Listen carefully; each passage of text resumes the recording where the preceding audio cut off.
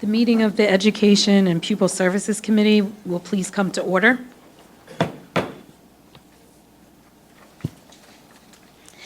Mrs. Kelly and Mr. Marshallak will please begin with an overview of your agenda items for the evening. Sure, good evening. Tonight we have 3 agenda items. The first of which is the comprehensive plan. It is due in November of 2020. We're starting the process right now. So this is an informational item only for the board and for the public to go through the timeline and expectations and to kind of revisit our process here in the school district for updating and redeveloping our comprehensive plan. The next item is for board action. It's the Upper Darby Charter School for the Arts. Tonight we are giving just an information to the public and to the board about a resubmission of the original Upper Darby Charter School for the Arts application. This resubmission was received in late August at the school district. We'll go through some of our analysis and give the board and the public an update of the resubmission, and again for board action in October to either vote against or for this charter application resubmission. The third agenda item is informational only. Dr. Council will give an update on staffing in the school district. He did a similar presentation this time last year, and he'll do the same again this year for the board and for the public. Again, informational only. Thank you very much. We can start with agenda item 1, the comprehensive plan informational. Good evening, everyone. So tonight I want to go through some of the plan requirements that we have. This is an update from our August presentation where our team was expected 2 days later to go to a training. So I wanted to provide now the update in the training that we received. The tool is going to be new. It's an online tool that we will be using. We do have a hard copy of the tool right now, but it will not go into effect until January when we'll be trained again. So we'll go to Malvern, Patan, and Malvern and be trained on the new tool. However, the process for planning for the comprehensive plan has to begin before we are trained on the tool. So in accordance with PA chapter code, the plan itself has to be made up of certain members, and that's what's listed on the board here. So we need our team for the professional education plan, as well as the other pieces of the plan, which are now embedded into the tool itself, to be made up of these representatives. So we will need teacher representatives, and they have to be an equal distribution of members. So if we have an elementary person, we must have a middle school person, we must have a high school person. If we have 2 elementary, we have to keep it balanced, 2 middle, 2 high school. And that's part of one of the changes that have been made. Before, they used to specify that you had to have 2 or 3 teachers or 4 teachers. So now they're a little bit they made a little bit more of a specification of what has to happen here, but gave you a little bit more flexibility to balance out your team well. So we have our teacher representatives, and they are chosen by the teachers themselves. So we will use how we've done it in the past. We used our union representation. We used IAC as a format for collecting who those people would be to serve on that team for us. The educational specialist, as you can see, it's broad in the number of people or the people that we can choose. Again, they are chosen by the educational specialists themselves. Again, balanced representation. These are suggested members, so we don't have to have one of every person listed, but we have to make sure that we keep balancing those teams with elementary, middle, and high school people. The administrative team, chosen by the administrator. So tomorrow during our superintendent's meeting, we will discuss the process that we will use for selecting the administrative representatives. And the big part, and what the public needs to know as well as the board right now, are the last 3 bullets here. We are looking for representation appointed by the school board of directors, parents of children attending a school in the district, local business representatives, and community representatives. So they're the three big ones that we will have to be coming to you, and we will have to work together on this process, but that would be appointed by you as the school board of directors. Okay, that is not a change from the past. What is a change is that we do have to keep them balanced. So if we have two parents of children, then we have to have two local business members. We also have then two community representatives. So as long as our teams stay balanced, we will be okay. Okay? Mr. Marshallak is going to go through the process that we are going to use. So our timeline and process, but just to comment on what Ms. Kelly had mentioned before, it's all of the auxiliary plans that have to be addressed as part of Chapter 4 requirements will be embedded into this plan. The student service plan, the induction plan, the professional education plan, and the gifted education plan. We've historically captured all those different plans and addressed them through one planning process for the reason of there's alternating years, 6 and 3 years for all those different plans. It's hard to keep track of everything every 6 or 3 years. So we kind of capture it all in one planning process. And a lot of the members of the team that you just saw can represent on other parts of the plan as well, the comprehensive plan, except for the special education plan, which we hear is due on May 1st of 2020. Nothing formal has been provided to the district. There's a training scheduled for December with more information about that process. We'll obviously get out there with more information when we have it. But again, will be embedded into the comprehensive plan in November when it's due, but it's a separate planning process that runs concurrently with the comprehensive planning process as well. So our timeline for the public and for the board to make sure they understand is November 1st, we're going to post. We posted, shortly before then, the day before possibly. But November 1st will be the date that we're going to have information on the website. You see our district website address up there. We're looking for representatives from the public to serve as the community member, the parent, and also the business leader in the school district or in the township. Email letter of interest as well as a resume to that web address, which we've used in the past as well. We'll keep it open for a 2-week time frame starting November 1st. Once then it will close, and the school board will take action on appointing those members of that team at the December board meeting. And the planning sessions will start almost immediately in January, and run through the following November till plan completion and submission. But I think it's important, for the board to know that you will need to review these, and we'll help you with that, of course, but review the applications and make appointments or appoint those members of the team as part of a board requirement or PA code requirement. Any questions about the comprehensive planning process? Yes. So as far as the requirements of pulling in these different representatives from the community, I know we had talked about it before when you presented the plan. What is the marketing plan for it? Because, we struggle a little bit with the engagement piece and having things and parents being able to come out. So just wondering if that's going to be done at the building level, how that looks. So the parent part, obviously, they'll be getting parent links and notifications from the district.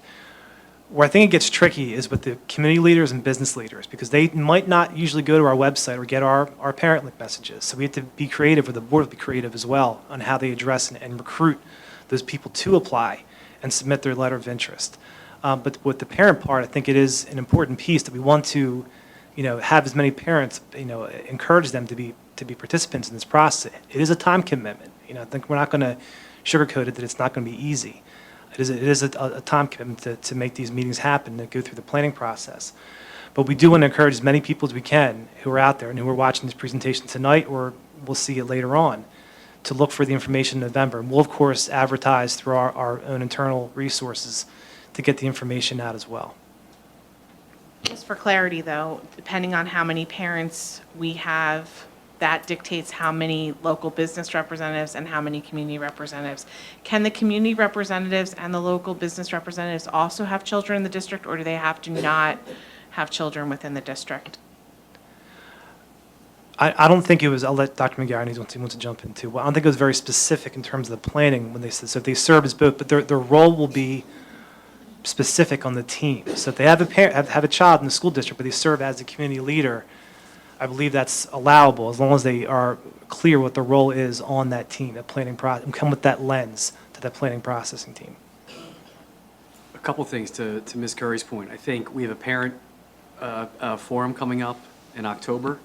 I think that'd be a good opportunity that with Aranda and the team, we could craft a message from the board that we can get out at that event as we advertise that the board is looking for this participation. I think we also need to be clear this is an awesome opportunity for our board to show how many events that you get out to and what's going on. I know there's the international event that's taking place in the township. It might be a good idea for us to have something set up to communicate at that event, that the board can have maybe a table we can ask if we could have something and maybe get out that information there about participating. There's also businesses that are there at that event, maybe in 69th Street area. We can encourage that participation. And then to the other question about what we would call double dipping, so to speak, I will say we got ourselves in a little bit of a pickle in the past where we did have a teacher and a member of the community on the special education plan. And we did say, my memory is any good, that we would avoid such dubious distinction. And then if we could, we would like to have a clear distinction that if we did have somebody who was a business owner and had a child in the district, that we would try to find somebody else so that we did not have to worry about that complication. So while it's not that directly stipulated, we did make in the past, as much as we could, clearly that you're a parent and you're serving as a parent, you're not employed by the district, because that did come up in the past on the special education plan. And also, if you're a teacher who has a business in the district, that you're functioning as a teacher and because you're employed by us, and we'd have to find another business owner to participate. I will say that finding business owners to participate has been the most difficult aspect of this. But I do think if we can just those two events alone, then maybe we can use that as an opportunity. And I can reach out to the mayor and see if we can get a table set up at the upcoming event as well. October, there is so many events in the community. There's the fire prevention parade, there's the International Festival, there's Community Day, Fall Festival at Collinbrook. So, and we all do go to all those events, as many as we can get to. If we could, I know you want to do November 1st, but if we could maybe get just a little, like, why participate in the Upper Darby School District Comprehensive Plan? We're looking for parents, business representatives, and community representatives. This email for more information. That would be super, super helpful. We can, we'll work with Aranda in the next few days and get a draft of something, see what that can look like. I think it's important for everyone to know too, there could be, we might not be able to take everybody who wants to participate either. So, just put that out there. If we have 15 parents and one business leader or two business leaders, we've got to be, strategic about how we do that. So it seems like we have to be pretty grassroots, and I was thinking about Ms. Buford with the social media piece. I'm sure that there's a plan there somewhere to blast it out because there are so many followers now on Instagram and Facebook. Yeah, okay. Housekeeping questions. So November 1st, you can submit your resume to participate. So that's a 2-week window? Did I hear you say that? Correct. So when we push this out in October though, and if people start emailing this email address, that's live now, the comprehensive plan, if they have questions. So, Well, if they send it in here now, it's not going to get bounced back. No, it's live. Okay. But, we purposely put the 2-week window to put, a limit on and give people a time frame to apply. We don't want them to be submitting things early before November 1st. And I would think as a board, being positive, that if we get an overwhelming response, say we get, 40 community members, that then we can do a push to go to the businesses and see if we can get, people to match up, because that's really where the cap is. So we have to find that ratio, that 1-to-1. I don't know if Neil and Rachel want to comment. It is a lot of time and nights out and commitment to participate in the comprehensive plan. It's a lot of work. Well, maybe that's something Yeah, too that we should put that as a part. You do have to be committed. I don't know how we would fit 40 parents in, although we could be creative depending on what we get. Maybe there's like a parent advisory team that meets not as often or something like that. So we could, if we get that kind of overwhelming response. Are there any more questions or comments? Seeing none, thank you for Agenda 1. And we're going to move on to Agenda 2, Upper Darby Charter School for the Arts. Board action is required on this presentation. Okay, so as I mentioned when I described the agenda item, we received a resubmission of the original charter application that was received last November of 2018 on August 19th, 2019. This particular applicant chose not to appeal to the charter board, but instead resubmit what the revision to the original application. At first glance, it was really to kind of try to come back at our criticism of the application when we presented in January. But as you'll see tonight, and for the public to see, it was not a very good resubmission once again, or submission of the charter. But we'll go through a couple slides explaining what we found, and then the next steps are going to be that we're going to present to the board, Ms. Kelly and myself, an official written memorandum of our findings to the board for the October board meeting, as well as a resolution for that night. So it is board action, is required based upon that requirement to take action to vote the charter in or out, but not necessarily to move this agenda item on, because it's going to have to be on unless we decide we want to do a different timeline after tonight. Okay. So as Mr. Marshallak and I reviewed the document still is unprofessional in the way it was submitted. There was handwritten contact information. Dates were crossed out with pen and rewritten in with start dates. Still, Ben Salem is indicated as the school district location and not Upper Darby. The open house flyer is dated from 2018, from when this originally started last year at this time. So that is still in the application. Throughout the entire document, there's conflicting start dates for the charter. So it goes back and forth between it starting September of 2019 and September of 2020. So part of it shows that it should be running right now, and then it's crossed out in a number of places showing that it would start in 2020. So it's conflicting throughout the entire document. The application also, and Ed and I thought we were going crazy at one point, the application itself has two table of contents, and then sections are duplicated. So we were confused at some point, and we had papers all over the table, and then had to try to figure out what was going on. So there's duplications of pieces throughout the application as well. It appears that they just dumped in a somewhat revised, PDE application and some supporting documents, along with every presentation we've done as a district for our facilities plan as well, was dumped into the document with really no explanation of why it was in there or what its intent was with the application. But getting back to the meat of this, the majority of the concerns that we had last school year in terms of support services and special education and just overall supporting students in such a diverse community like that we are remain the same. So they continue to use the outdated term of mental retardation throughout the application and in the policies. The staffing still is not clear to me in terms of how they're going to meet the requirements of the federal and charter school special education laws with not having staff in the building, but only on an as-needed basis, on a contracted basis.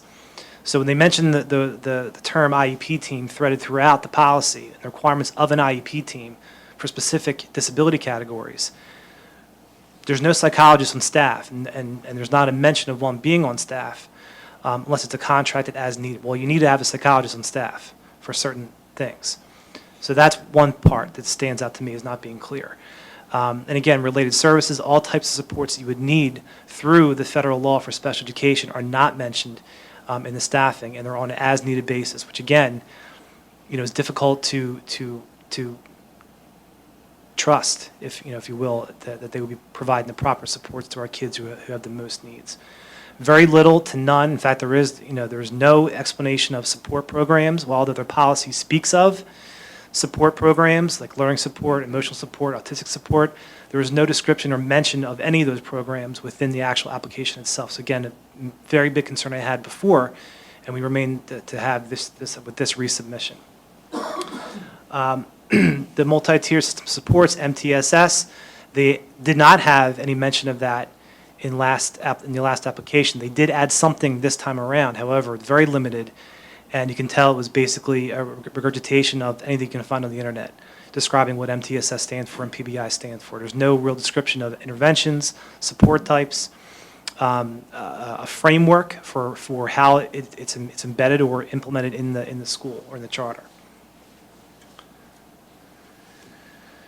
And again, reading and math, no examples of how they would intervene to support students who are struggling. The other concern, which we'll get to in the next slide, is there's no time frame for these interventions to be placed. If you look at their school schedule, again, remains unchanged, which we had concerns with in the last application, that they did not allow for time for intervention to occur other than after school hours or before school hours, which we know many students will be taking a bus to this school.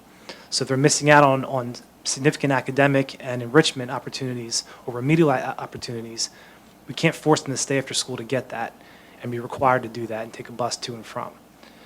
But again, the application contains same standards they submitted in November, outdated, inappropriate for 2019. The focus, again, remains the same. Focus on the arts, that did not change. That was still their intent behind how it will be different or offer a different opportunity for our students in Upper Darby Township or Upper Darby School District. Again, the schedule remains very unclear in terms of how they would provide interventions and when they would do it when they have academic and arts courses or periods happening throughout the day. School accountability was added to the application, so that was an area of concern for us at one point. However, it is limited, so they do mention progress reports. However, they do not demonstrate the standards or what assessments would be used on the progress reports for students. There's a limited explanation of the teacher evaluation system, so it just mentions that they'll be adopting Act 82, doesn't talk about what that would look like to appraise or evaluate their staff. Lack of principal evaluation system, that is not in existence on the resubmission, and no indication of the overall school evaluation. So those are the pieces that are still lacking in our analysis as we went through the document. Are there any questions at this point, or Ed, do you have anything to add? We'll just add on, with the indication of the overall school evaluation, they never once mentioned the Future Ready Index, PA Index.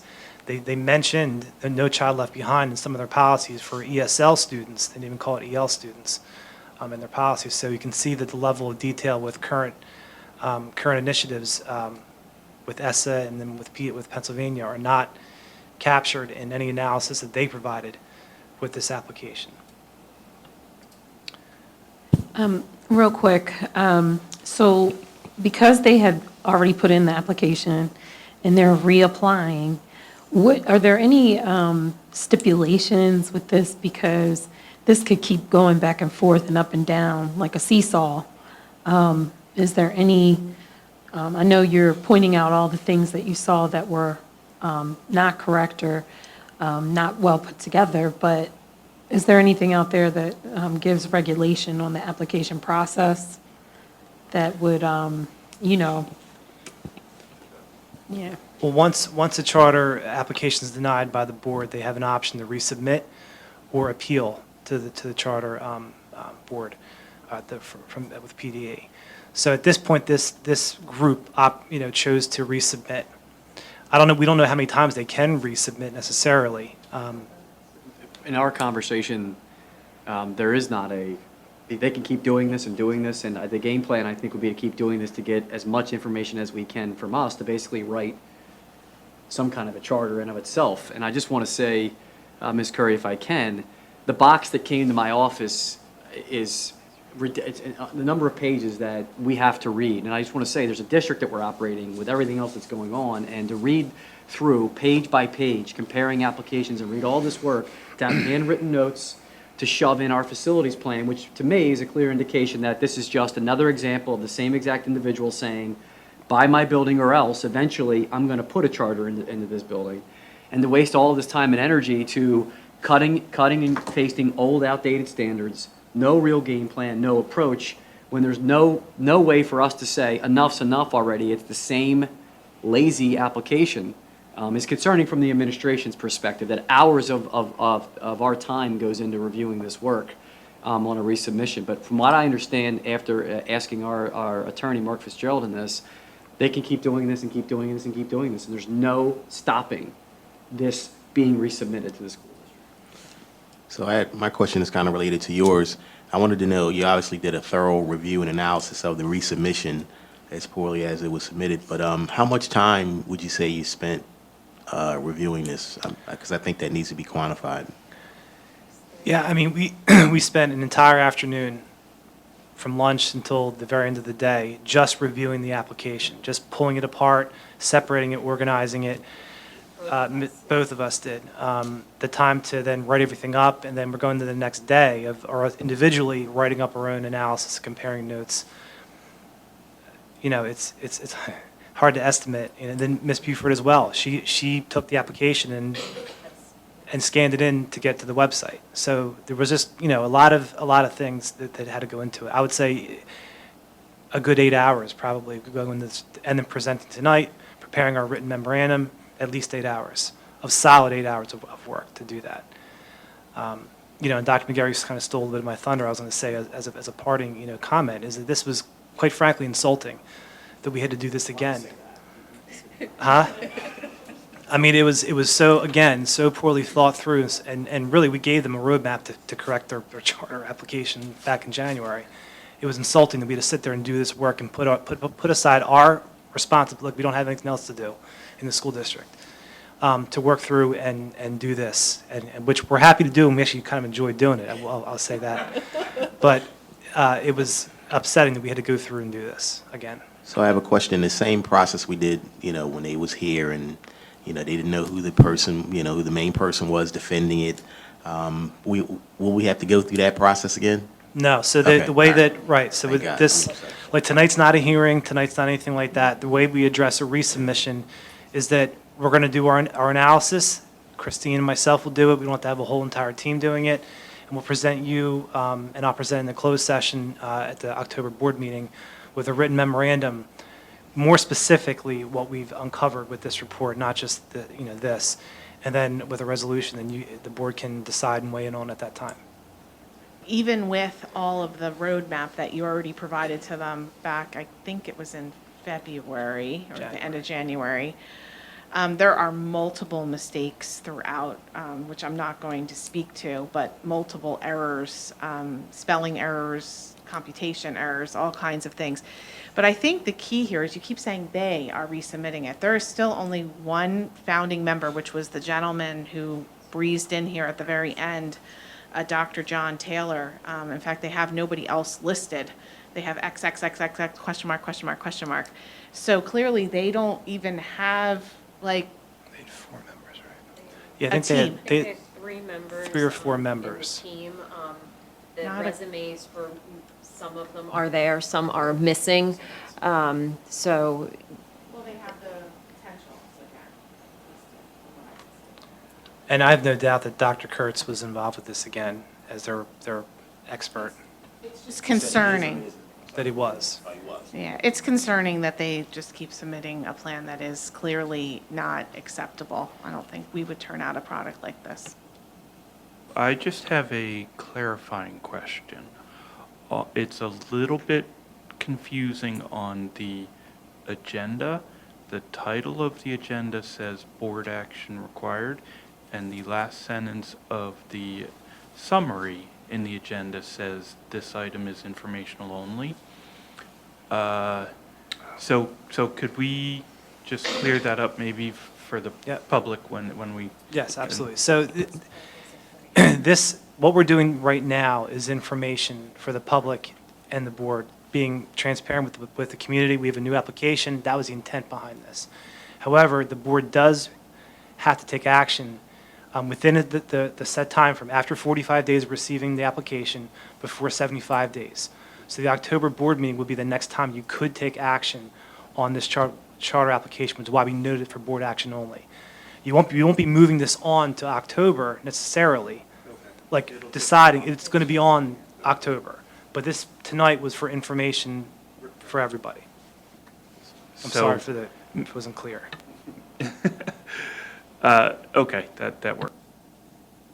Thank you for the information on that, and we'll, be deciding what we're going to do. Thank you. Agenda item 3.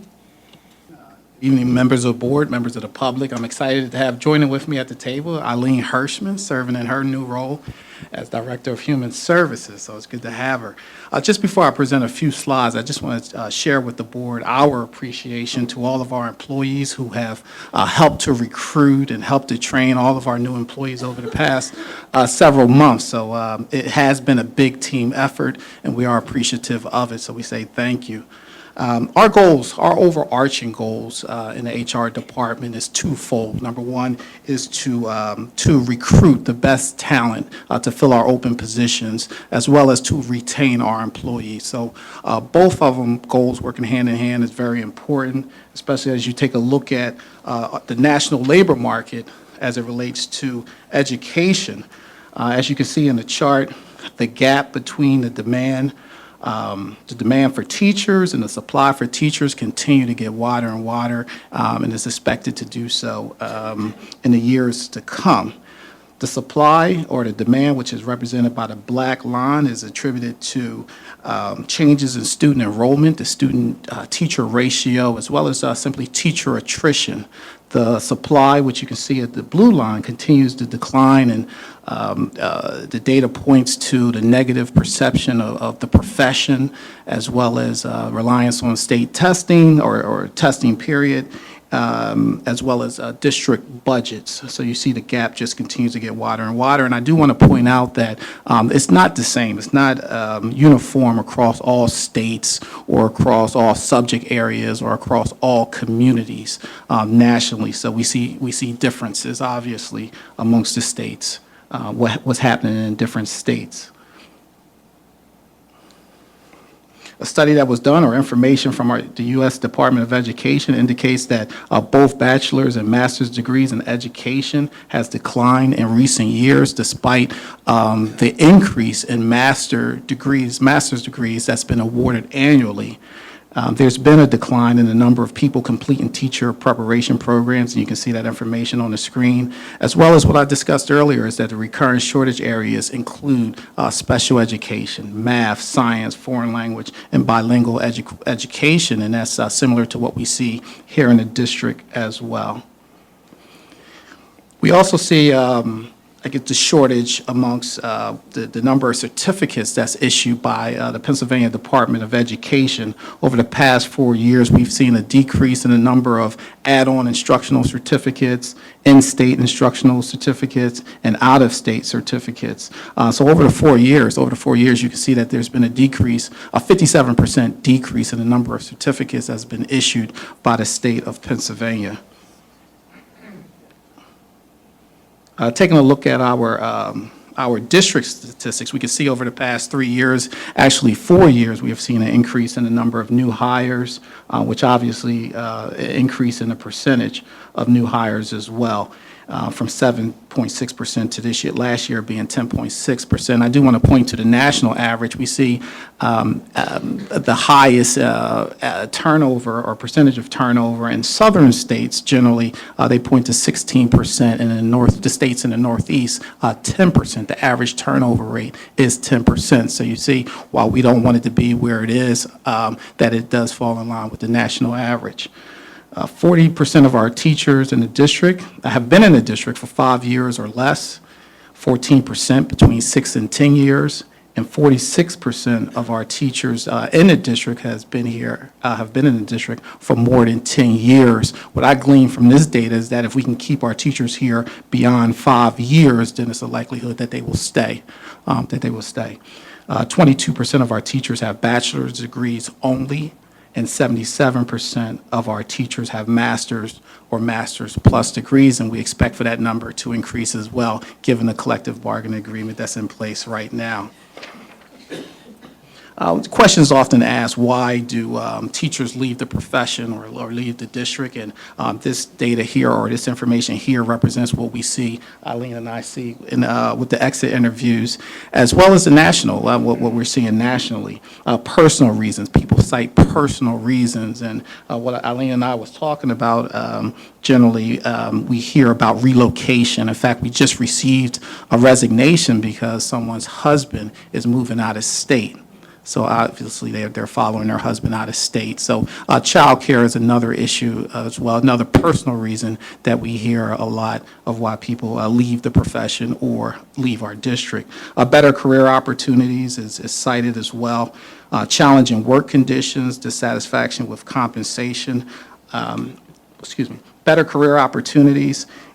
Nationally, 1 in 4 of teachers nationally leave the profession for better career opportunities. And challenging work conditions, people cite student behavior as a reason, as well as the inability to meet with their colleagues often. So when we point to challenging work conditions, it's both not just student-related, but also the structure of the day. I point to the structure of the day.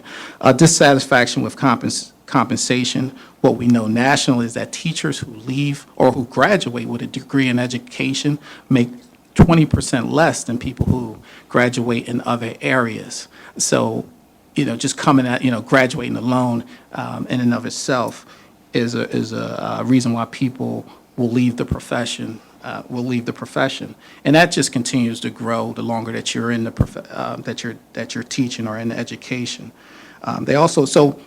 Dissatisfaction with compensation is relative to the profession as well as relative to the district as well. Taking a look at some of the things that we're doing here in the district to help retain our teachers, to recruit and to retain our teachers. Our new teacher preparation under the leadership of Ms. Kelly here allows for new teachers 3 days of preparation where they're exposed to various topics such as district goals, supportive relationships, the PA code of school ethics, safety drill, special education. They also have an opportunity to meet with their principals as well as the supervisors, the curriculum supervisors. Hiring management practices within our office, we have been able to expand our human resource information systems that will allow us to be more efficient as we continue to recruit and onboard candidates. Support for new teachers, so not only are teachers who walk in the door are supported, but as teachers throughout the first year are supported in a new teacher building support program. Again, all schools are required to have workshops for our teachers to cover matters related to teaching in our schools. And then improving work conditions. We continue to meet with our unions, our labor unions, monthly, and sometimes I talk to them daily, it seems, just to work together hand in hand to try to resolve some issues and some concerns that may come up.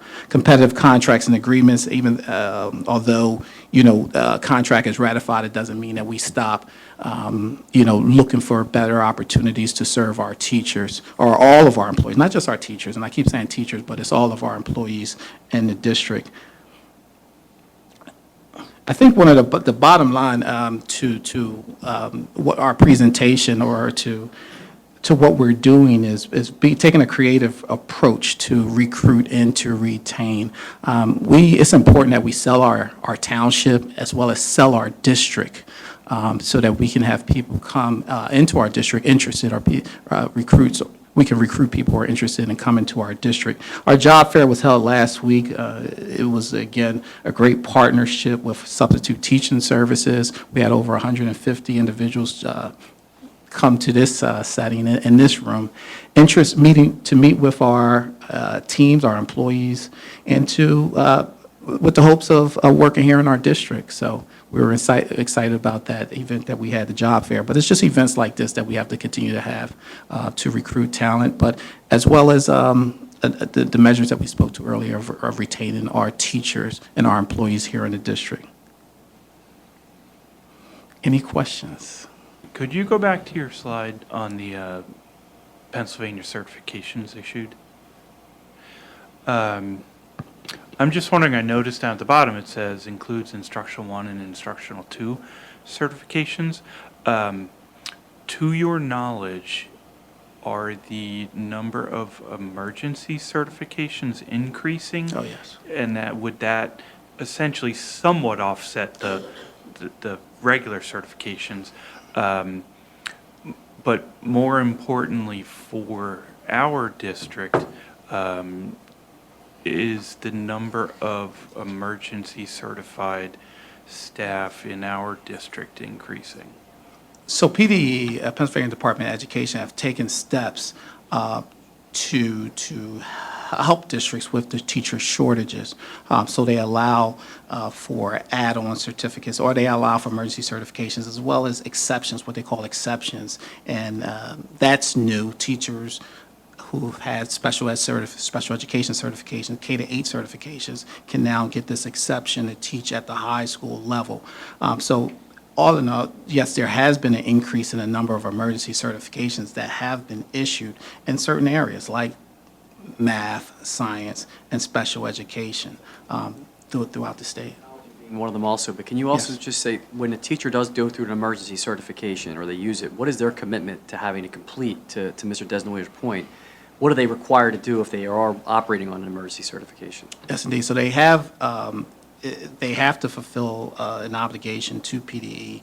There's a 3-year commitment where they have to take courses and they have to be certified within that 3-year span of time, which means not only taking the courses, but as well as passing the test to be certified. And they have 3 years to do it. Thank you. Dr. Council, thank you for the presentation. Can you just give us a little snapshot of where we are as far as positions being filled, starting the school year? Sort of was hoping Sure, I hesitate to for say that we're in a better position this year. I'm looking at our superintendent. The goal is to have all of our positions filled by highly qualified staff. To date, we do have a number of positions a number of teachers who have resigned late, so we're holding them, and the positions need to be filled. But right now, we have about 20 positions that represent overall 2% of our professional staff, but between the high school, middle schools, and we have one at Stonehurst at our elementary school right now that has to be filled. The teachers are being currently held so that there is staff in the classroom? Yes, there is staff in the classroom, and we do hold them for 60 days. I have a question. Can you just go to I think it's the chart before this one? Just so that, for clarity's sake, I was having trouble understanding the graph, because you have bachelor's degree on one side and master's degree on the other side. It looks like you have a legend at the bottom that serves no purpose. Maybe a red dot or something or a black dot to show how to read this to interpret. Yeah, so the bachelor's degrees, so both of them represent the number of bachelor degrees. Well, you see an increase over the years and then a sharp decrease in 2014 and 15 in the number of people who are pursuing these bachelor degrees and master's degrees over the years. So it's an increase at certain points, but then a decrease. That would be in the black? Yes. Okay. Okay. All right. Okay, at this time, thank you for presenting the agenda items. And at this time, we will have public comment. If there is public comment, you may come to the mic and state your full name and your street address. Are there any public comments on the agenda items that were given tonight? Okay, seeing none, can we do a review of the agenda items? Please. Okay, so agenda item number 1 was informational, it was a comprehensive plan. We reviewed the timeline process and expectations for this year's, or this round of the comprehensive planning process. Agenda item number 2 is, again, board action is required in October, the October board meeting, but tonight's presentation was informational for the Upper Darby Charter School for the Arts and our quick analysis for the public and the board. And agenda number 3 is staffing update from Dr. Council to highlight where we are with staffing in the school district and also the national issues we're facing with teaching. Okay, thank you. So we need to move forward on agenda item number 2. Board action is required to move forward to make a decision. We're required to, that has to go for a vote in October. Yeah. I don't think we have to move forward. It's moving forward. No matter what. Forward. Okay, so if there's no other business, I'd like to make a motion for adjournment. Second. So moved. Good night, everyone.